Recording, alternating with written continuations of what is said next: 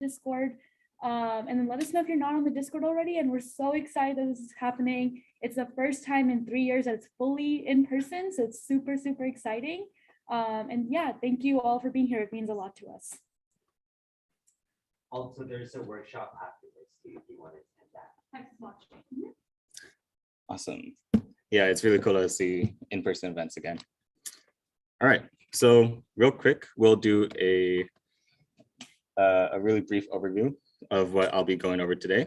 I'm going to be talking about what encapsulates game dev, some quick steps to get started if you're interested, and some engines and some information on engines and resources if you want to dive a little bit deeper. Also, a quick disclaimer: I'm not going to be talking about how how things are inside the games industry. I'm not really qualified to do that, first of all. And also, that's a completely different conversation that I don't really have the time to go into today. All right. So first of all, what does game dev mean? What does it encapsulate? What falls under game dev and what doesn't? I want somebody to raise a hand. And if nobody says, you know, making games, I'm going to be pissed. Yes, yeah, game dev is part of making games. What else goes into game dev? Maybe something a little bit like more specific. Yeah, that's part of game development. Anything else?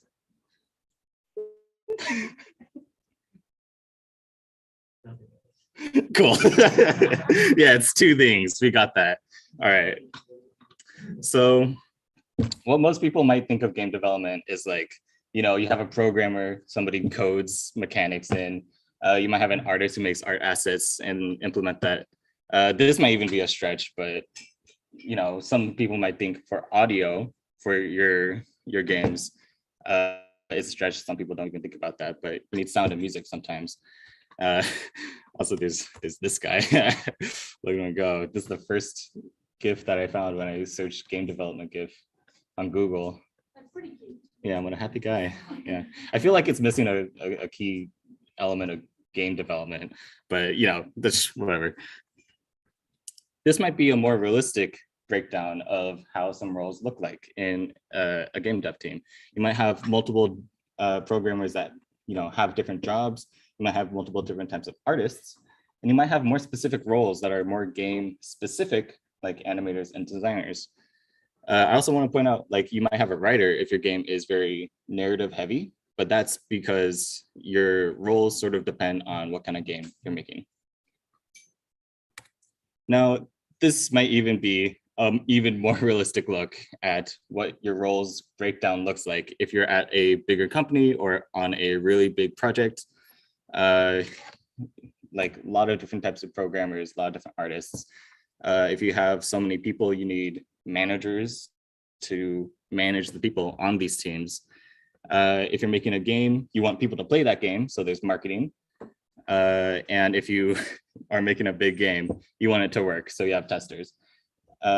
Basically, what I'm trying to say here is that based on the company that you're at, based on the circumstance that you're making your game, your roles are going to look vastly different. And, you know, this is probably unattainable for a lot of us right now.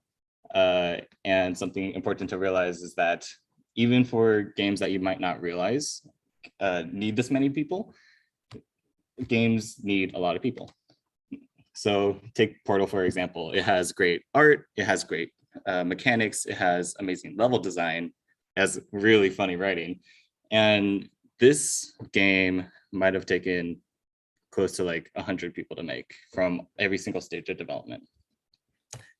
There's also Peggle, great game. You might not even know about it, but it's pretty much just pachinko. And you know, even this one, 2D, is much more scaled down. This is made by PopCap, and also this had a lot of people working on the game. So, you know, where does that leave us? I'm not like 20 people. Well, for us, for intro game developers or indie developers, you're probably going to be taking on more roles than just like the primary thing that you're thinking of. You might be a programmer, but you might also know how to create animations within your game engine. You might know how to create really basic audio and port it into your game.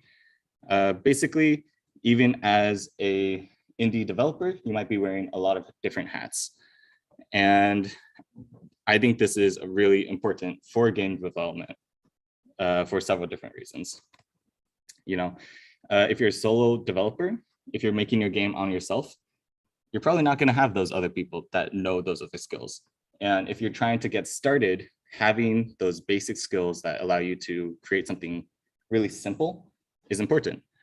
Also, even if you are working on a team, you know, maybe you're an artist and, you know, from here, you're making art, but somewhere around here, you might be done making all the art. You have like an entire half of the production cycle, you might not have anything to do after that. So being able to change your workload and change your the hat that you're wearing will really help. And finally, understanding pipelines will really help. If you're an artist and you export something that looks like this, I'm gonna be pissed at you. Like that is so hard to use in an actual game. And if you were an artist and you knew how to implement your art assets, you would know not to do that. All right, so you want to try on some hats. Well, I have a couple of things that you can try. Go to a hat store. Okay, not that. Make a game, you know? And that's pretty much the only thing I have on here because I think that's the most important thing. Let's take, for example, that you are really good at audio, right? You know how to make music, you know how to make sound effects, and you're like really experienced in some software, you know? Let's say that's like having a really nice hat. And, you know, you might have that really nice hat, but what if you don't know how to wear it? You'll look like this guy. What the heck is he doing? If you make a game, you're gonna know how to have a basic hat and you're gonna know how to wear it because you'll make your audio, you'll import it into your game, and you'll have to figure out how that audio loops and how that's imported. And that's gonna be way more useful than like focusing on making the best hat you possibly can. So here I have the first game that I ever made. It was called Circle Dodge Square. And I'm not trying to undersell this at all. It was really bad. That's what it looked like. It was programmed poorly. It didn't have any UI, no music or sound. And the funniest thing about this was that it took 2 people to make. Yeah, so even though this was really bad, I still learned a lot of different things about it. A lot of different things about game development from doing this. I made it inside of Unity, which was fun. And pretty much just you would walk around that square and all these boxes would come flying at you. And it was a really basic game, but even though it was so basic, I learned a couple things like what components were inside of Unity, how to use 2D physics, how to get in input, how collision worked in Unity, how scene loading worked in Unity, scripting, all of that kind of stuff, you know, just from this really basic, stupid game.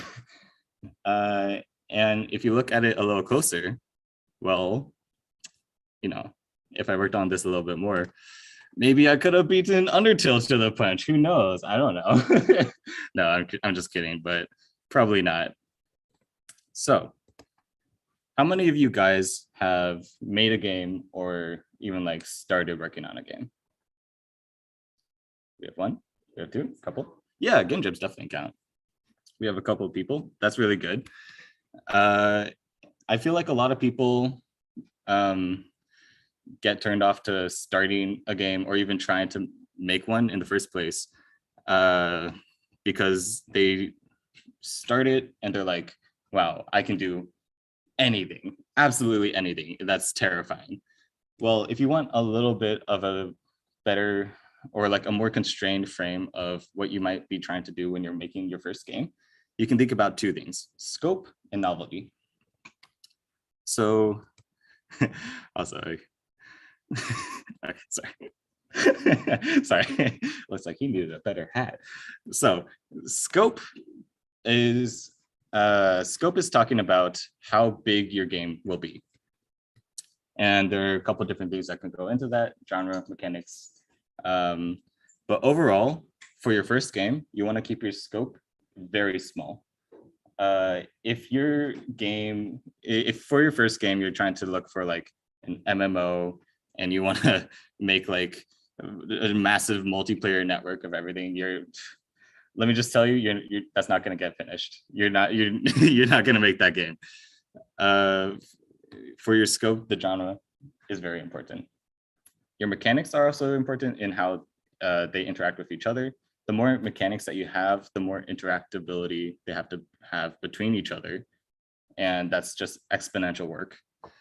And if you're trying to make your game like really scalable from the very beginning, you might not even finish it. Like if you want your game to just be about like pressing buttons, you don't need a system to make like infinite number of types of buttons for any kind of type of button pressing experience. You want to keep it simple. You also want to try to know how to maintain scope. Feature creep is definitely a very big problem when starting out your first game. You'll be building out your game and you'll think, oh wow, I'm almost done, but wouldn't it be cool if I had this feature in my game? And then once you have that done, you're like, well, now I need this feature to go along with this feature. And eventually you never finish your game. If you're making your first game, focus on finishing first.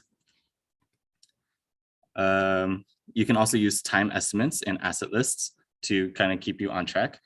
Trello is a really good tool for this. Honestly, if you don't even want to have the overhead of making Trello cards, you can use Google Sheets. It's scuffed, but anything works. And with these two together, you want to think about what your minimum viable product is. And that just means, what is the least amount of game that I need for somebody else to play it? And so that I can show it off, that kind of thing. So yeah, basically maintaining scope is really important, and it might be like the most important thing in whether you finish your game or you don't. It's kind of like getting the right size of hat. But okay. I won't bring up hats again. Novelty is sort of like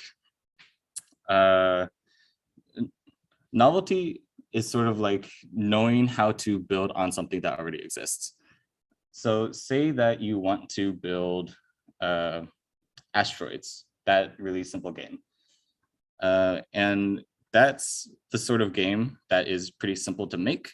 So you have your scope covered, but are you really going to learn that much from making Asteroids?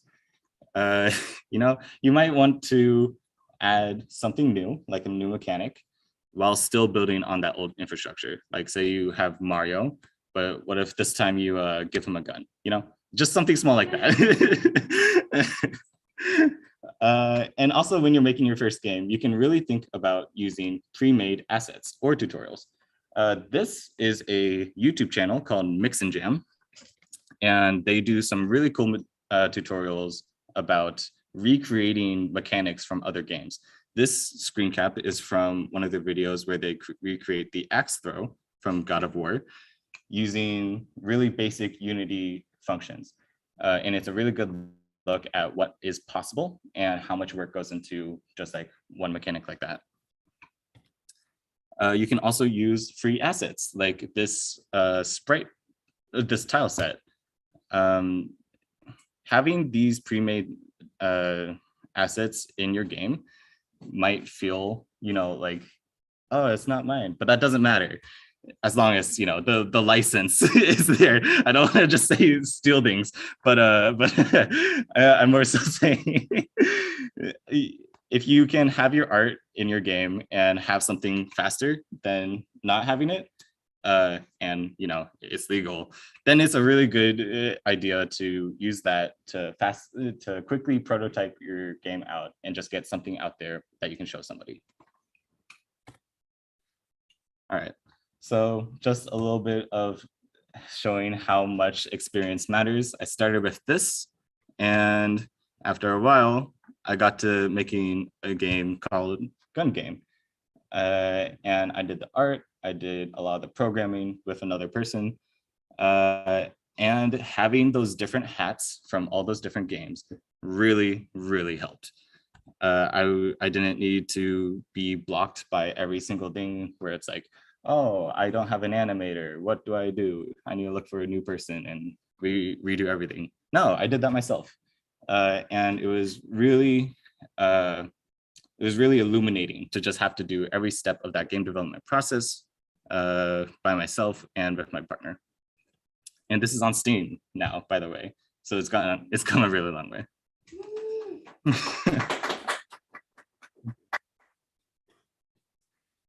Yeah. So let's go into some of the engines that you might be using. Unity is the engine that I'm the most familiar with. It covers both 2D and 3D development. It has a lot of documentation and tutorials because it's been around for just so long. And it's great for smaller games because when you're developing in Unity, there's not a lot of setup overhead that you need. You can pretty much go right into it and start programming gameplay scripts and start making your game pretty basic ways. The scripting language is C#. I found that very the high levelness of C# pretty helpful in starting out to make quick games. And yeah, Unity I think is a really solid option if you want to get started with game development and need an engine. Unreal is another 3D engine. It's focused on 3D. You can still make 2D games in it. I think it's more focused on 3D. It has a really large shader base and a lot of things that are already pre-built within Unreal. The thing that I personally don't like about Unreal that is really different from Unity is that there is a lot of overhead when you want to get started making a game. But once you get through that overhead, it's a lot easier to make basic components. Like they have scripts for making like a third-person controller right off the bat, and you don't need to make that by hand. They use blueprints, which is visual node coding, and C++. There's also these two engines that are slightly smaller, Godot and GameMaker. Godot is open source, interestingly enough, but they both do have less documentation and fewer tutorials because they're just smaller engines in general. I would say though, they do have better learning curves just because they're more simple and they have less legacy code and whatever all the messiness that comes with that. All right, so moving on to resources. I think there are two primary ways that you can really get more involved in game dev. You can join communities with other developers. And these are some examples of all the ones that I have had experience with. EGaDS, another game dev club at UT. HackTX Game Makers is an Austin-based indie game maker community. Women in Gaming, another, I think they were actually right here before us. Another, oh, dang, okay, my bad. It's a different club then. And Twitter has some game development communities on it too. Work with Indies is another Discord server that oftentimes posts game-related job listings. So that's a really nice place to kind of look around. And if you guys have heard about Games Y'all, that's another Austin-based community that has monthly indie developer meetups where they showcase games from local devs, and you can just play them for free. All right, so another thing that you can do to start to get more familiar with game development is doing game jams. Game jams are pretty much like hackathons. There's a lot of sites that host these game jams, like itch.io. A couple of big game jams that happen every year are Game Maker's Toolkit Game Jam, Ludum Dare. That logo's for EGaDS Texas Game Jam that happened a couple months ago now. And it's like wearing a lot of hats quickly. All right, so there are actually a lot of games that have started as game jam games that have gone on to become full-on games. Some examples include Super Hot, Hollow Knight, it was originally Hungry Knight, Chameleon Run, which is a mobile game, and Goat Simulator. Yeah, I didn't know that one. So majestic. I should have put a hat on him. Okay. I'll be sharing these slides later, but I have some beginner tutorials here. If you're interested in getting a little bit more into the weeds, you can watch these and they'll give you a good starting point and a little bit of code to work off of. This is relevant if you are at UT. These are some of the game-related courses that I found were really interesting. The Abrahamic courses. Those include game paradigms, game tech, and graphics. And these courses have been really helpful in just understanding what goes into the game engines and the technology that's used in modern game studios. Really fascinating classes. I do want to say though, if you need a class to take, don't take this over like a required class. Just wait until you have like free electives. Yeah. And if you have space, you should definitely take some of these.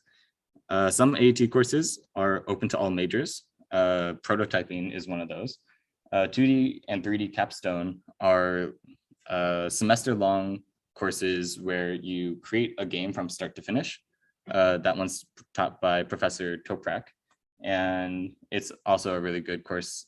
It's a pretty high commitment course, but if you really do want to just have something on your resume, that is a course that will really force you into it. And the Bridging Disciplines program is another option at UT for, I think, a lot of different majors, but basically it allows you to have your major sort of like combined with another major, and then you can take classes from both and get a certificate in a certain track.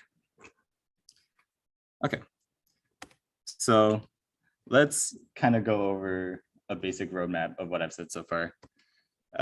You pick a skill you'd like to improve. You'd pick an engine. You'd make your game, you know, and maybe you use free pre-made assets, and then you can show off your game.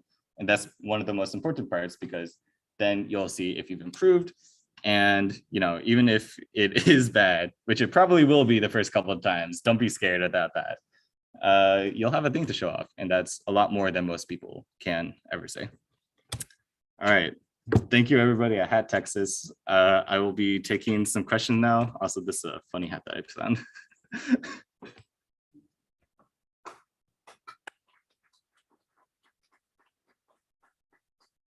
All right, do I have any questions? Yes. So how much it work at Blizzard or Naughty Dog? What do I have to do? Okay, so that's also why I sort of put just like make a game as the only thing that I would really recommend, because that's really huge for a lot of game companies. If they see that you've made something from start to back, it speaks volumes. A lot of applicants might not even have that, and it shows that you've touched a lot of different parts of the game development process, and that you would probably work better with other people. So in order to candidates, they will have fully made games. What makes them better than the other? At that point, I think it would fall more to experience. If you've had other opportunities and other jobs. I think in that case, if that's also similar, it definitely falls down to the the behavioral aspect of those two candidates, because game making is such an intertwined industry where you need to work with so many people all at once, and that's a very important aspect. All right, do I have any other questions?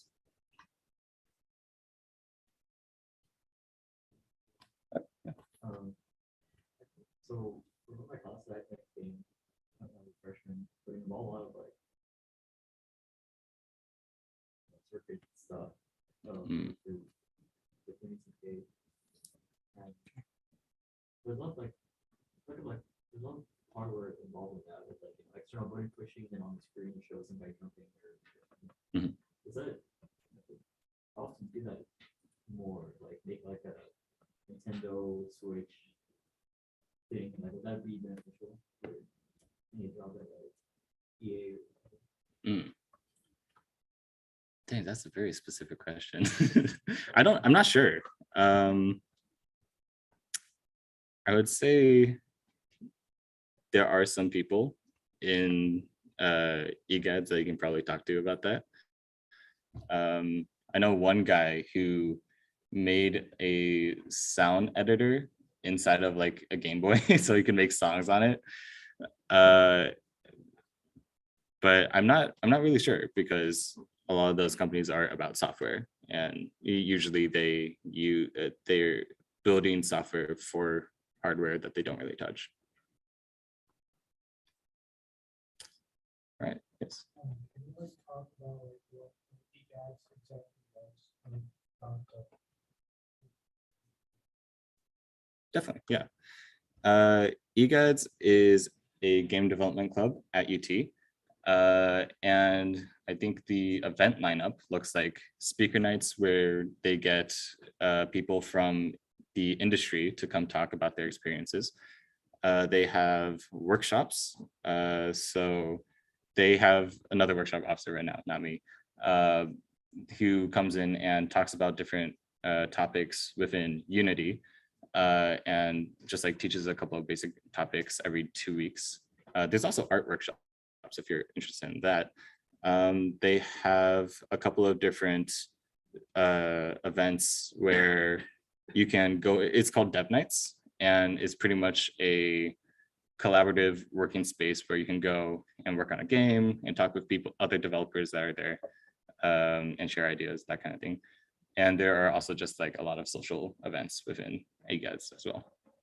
Overall, I would say the most important part of EGaDS is that a lot of game developers at UT congregate there. And if you're interested in game dev, that's a really good place to start. Does that mostly answer your question? All right, cool. Is there anybody else who's, oh, I forgot, there's a Zoom chat.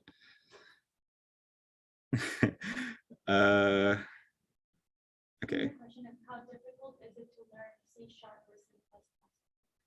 C++? I would say that if you are coming in completely new to programming, it might be kind of difficult because game development is a whole different beast from regular programming. But if you really did want to get into programming, I would say C# is probably easier than C++ because of less overhead. And honestly, that's why I recommend making a game, because if you are learning programming for game development, these tutorials that you can find, especially linked on these slides, will really help you through that process and kind of demystify all the programming that goes into making bigger mechanics. Yes. What would you recommend if you're completely new to game development or even programming? What would you recommend that I should do for the hackathon? Like, since it's only 24 hours, like in that sense, like getting started and like learning a lot. There's a lot to learn, and like making something can be a very good challenge. So how would you like limit the scope, or words of advice, or That makes a lot of sense. Yeah, that's a good question. Game jams are usually actually 48 hours or more, mostly convention. But if you're a new developer thinking about doing a game jam, I would strongly encourage it, because when you're first starting out, you won't really know what you're doing. Joining a team of people that might have made a game before or are just learning alongside with you will really make that process a lot more fun. And it's not as much of, like making a perfect game in that amount of time. That'll never happen, really. But you will make something that you might be able to learn from in the future. And it really forces you to like actually go through those steps. Yeah. And then besides, that's also like a way that I've made a lot of friends at UT. Game jams are a really great way to network. I have somebody also saying if, oh, okay.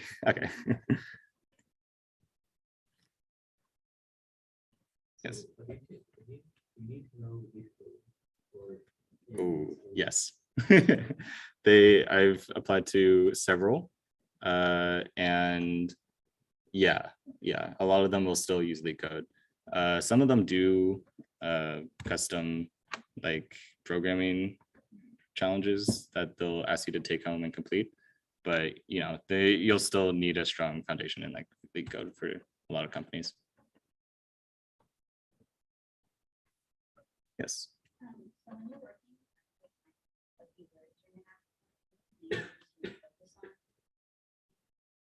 That makes a lot. Yeah, that's a really good question.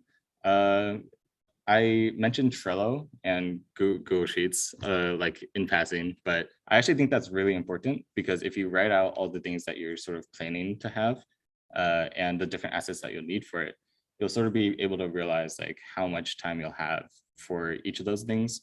And it'll also really keep you disciplined in like not adding new stuff without having to write it down. It just makes sure that you're like committing time to those different mechanics.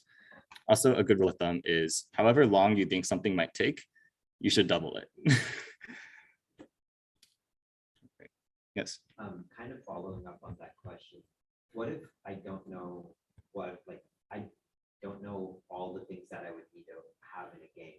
Like like a suggested list, or like are there how would I come up with things that if I don't know how to make a game? Yeah, that's a good question. I still don't even know really like everything that needs to go into a game. What would you say like are the things that you think about when you're making that list of features, like list of things you need to work on? Okay. I usually split it up into a couple different categories, like programming, art, audio, UI, that kind of stuff. And then I kind of just go through the list of mechanics that I want in the game. Maybe I want jumping, maybe I want crouching, maybe I want dashing. And I'm gonna do like each of the programming tasks for that one mechanic, and then also do the art requirements for that mechanic. Maybe you'll need a dash animation, maybe you'll need a sound for that kind of stuff.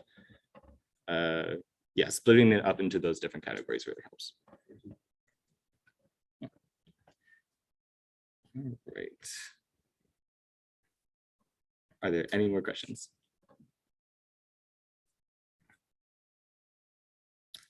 All right, if we're pretty much good, I did plan to have a little bit extra time in case we wanted to do a tier list of hats. Yeah.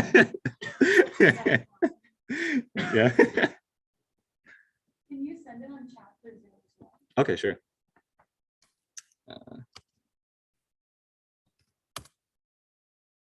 And this is going to be sourced from all of you guys, because I need to know. I can't be the sole decider of the quality of these hats. All right, Pilgrim hat, where should it go? Yeah. Well, what's the justification? Oh, C tier. I think I'm okay with C. It's iconic, but you wouldn't really wear it on a day-to-day. Okay, bowler hat, where does it go? B? B for bowler. All right. All right, it's devoted. Okay. Viking hat. Where does it go? S. You're twisting my arm, but okay. You would wear that on the street? Hell yeah. You get me a Viking hat, I'm wearing it all year. All right, Rasta hat. Any tier? I'm okay with that. All right, guys. Fedora. How do we feel about the fedora? Really? Come on. Yeah. But that's the thing, right? Are you Michael Jackson? Can you pull it off? No, but we want to be him, so we're gonna wear it. So we get to be. All right, I'll put it there, but I'm protesting in my mind. Fez? B? Oh, fine. I showed a friend this tier list and he called this one the final piece of his girl with a pearl earring cosplay. It's very accurate. S? I heard an S, an A. I think the only reason why it might be S is if you are using it for that costume. Bucket hat. Ooh, okay. I'm not actually sure what this one is. Is it? Oh, really? Okay. Debate. Oh, this one's contentious. Okay, it's going into C. All right. Yeah, you guys are very hat positive.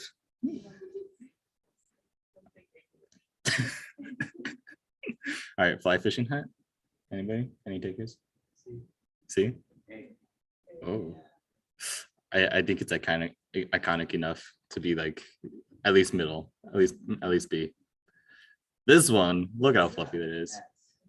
This is like a Russian hat. I have no idea what this is. Like, look at it. It's so fluffy though. Yeah. All right. Yeah, I agree with that. The beret. C? S? S for the meme.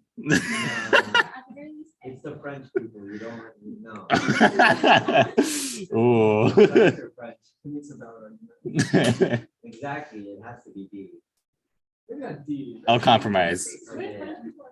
All right, mushroom hat. Is it French? Yeah. Dang. Everybody else I've asked is like immediately like S. It's gotta be S. But okay. I guess you guys don't like mushrooms. Santa hat. Whoa.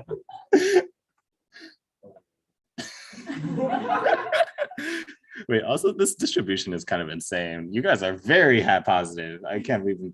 Wow. Pilot's hat. D. Oh wait, also I want to make this clear, like this isn't really part of the workshop. You can leave if this isn't important. You don't need to know this for game development. We're invested.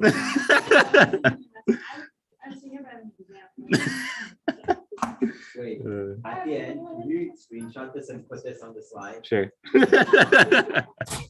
All right. Beanies. Which beanie do you guys like? How do you guys feel about beanies? B. Oh. Do you guys know the way to wear a beanie where it's like you just don't pull it down, but you just like make it a little cap on the top of your head? All right, let's go with B. Top hat, anybody? Oh. No strong opinion. That's a B. Army hat.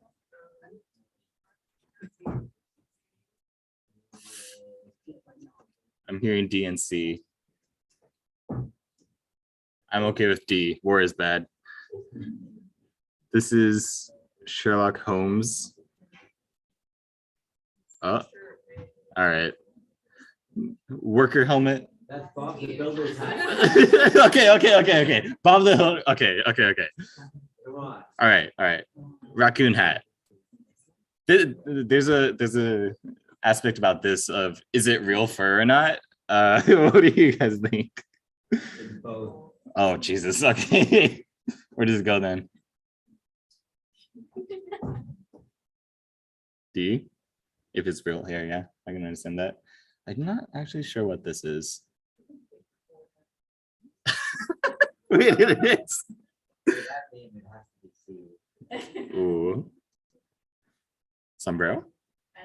All right. Cowboy hat? D. No patriotism. You're in Texas. Wait, true. Vetoed. Yeah, executive override. I mean, football goes into the same one then, huh? These are practically the same hat then. That's just a white fedora. I think maybe. I think that's funny. We have one fedora here. The white does look better than the gray. It's true. I'm not sure what hat this is either. Baseball cap? B.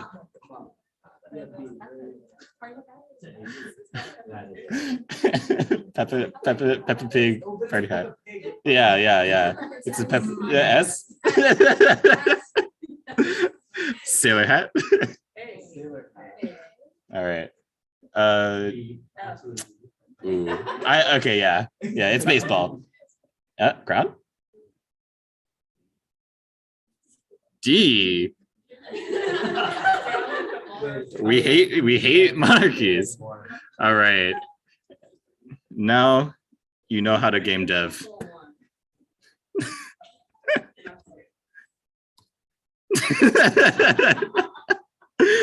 All right, that was the intro to game dev workshop. Thank you everybody for coming.